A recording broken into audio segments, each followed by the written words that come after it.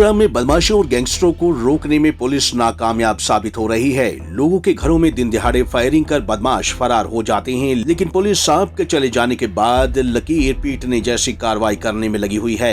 वारदातों को रोकने में पुलिस किस तरह से नाकामयाब हो रही है, इसका जीता जागता एक ऑडियो क्लिप हम पहले आपको सुनाते हैं और उसके बाद बताएंगे कि कैसे अपराधी पुलिस से 2 कदम आगे चल रहे हैं और गुनाह करने से बिल्कुल भी कतराते नहीं है।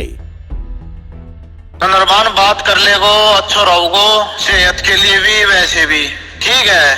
ये ज्यादा दिमाग दौड़ाओ या कुछ वो करो कर ले, रिकॉर्डिंग आते कुछ नहीं होवे ठीक है। ना उठ जाओगो, तेरी सारी रैकी कटवा रखी से, तेरा भाई नवीन की भी, तेरा छोरा की ऑस्ट्रेलिया में भी क्रिएटिव यूनिवर्सिटी में पढ़ता है, सब कुछ कटवा रखा है। बात कर ले अच्छा रहेगा, नहीं छोड़ दूंगा नहीं। तेरे ठेके में 50% हिस्सा चाहिए, दिमाग में बैठा लिए तो किसी बदमाश दौर चल जाइए, किसी दौर कुछ चल जाइए, छोड़ दूंगा नहीं। तेरे ठेके में 50% हिस्सा चाहिए मुझे। उस ठेके पे अजय जेलदार, हर ठेके पे अजय जेलदार का नाम होगा ठीक है। एक लास्ट बार कॉल करूंगा 2 दिन बाद, तेरे समझ में आती हो तो बात कर लिए, ना आती हो तो फिर मैं अपना काम कर लूंगा जो मन करना है। इस ऑडियो क्लिप में जिस रामचंद्र को धमकाया जा रहा है, चेतावनी दी जा रही है, वह पटौदी नगर पालिका का चेयरमैन है। 12 अप्रैल को बदमाशों ने रामचंद्र के घर पर ताबड़तोड़ फायरिंग की थी। दहशत फैलाने और रामचंद्र के दिल में खौफ जगाने के लिए बदमाशों ने फायरिंग करने के बाद रामचंद्र को व्हाट्सएप पर कॉल भी किया था, जिसमें इसी तरह की धमकी दी जा रही थी।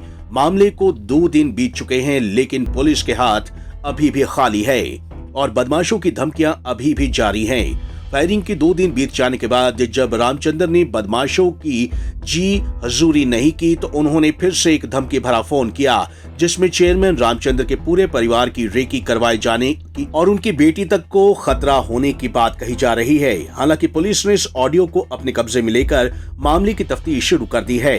पुलिस चौकी या फिर नाकों की व्यवस्था को बहाल करने जा रही है, क्या कुछ ये मामला है, पर बताएं सर।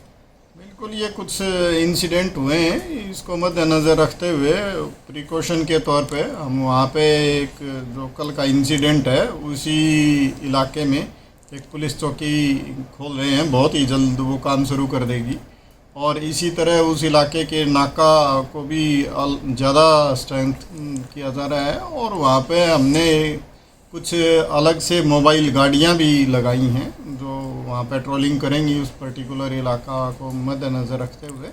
तो इस तरह की व्यवस्थाएं बढ़ाई जा रही हैं और इसमें जो आगे भी जो ज़रूरत होगी उसके अनुसार इस तरह के डिसीजन लिए जाएंगे और उसमें सुरक्षा में कहीं भी कमी नहीं रखी जाएगी। गैंगस्टर लॉरेंस बिश्नोई के साथियों को प्रोटेक्शन वारंट पर लेने की तैयारी कर रही है गुरुग्राम पुलिस, क्या कुछ इस मामले में सच्चाई है सर? ये बात सही है कि जो भी जिसकी भी भूमिका इस मामले में सामने आ रही है हम उनके सबके खिलाफ कार्रवाई करने जा रहे हैं और कुछ लोग जेल में हैं, उनकी भूमिका के बारे में हमें पता चला है तो उनके प्रोटेक्शन वारंट हमने जारी करा दिए हैं और कुछ लोग हमने अरेस्ट भी कर लिए हैं। बाकी के लिए भी हम प्रयासरत हैं और मुझे उम्मीद है बहुत जल्द हम उनको गिरफ्तार कर लेंगे और जो जेल में उनके प्रोटेक्शन वारंट हमने पहले भी लगाए थे और दोबारा लगा रखे हैं और बहुत जल्द उनको लाके उनका भी पूछताछ करके जो भी रोल होगा उसके अकॉर्डिंग उनके अगेंस्ट कार्रवाई की जाए। दरअसल बदमाश रामचंद्र से शराब कारोबार में 50% की हिस्सेदारी मांग रही हैं और इसी को लेकर उन्होंने पहले रामचंद्र के घर पर फायरिंग की थी और बाद में उसे फोन पर धमकियां देने लगे। बहरहाल अब सवाल ये उठता है कि गुरुग्राम की पुलिस क्या कर रही है। बदमाशों के हर 24 घंटे में धमकी भरे कॉल आ रहे हैं, लेकिन पुलिस अपनी नाकामयाबी छुपाने के लिए तफ्तीश जारी रहने की बातें कह रही है।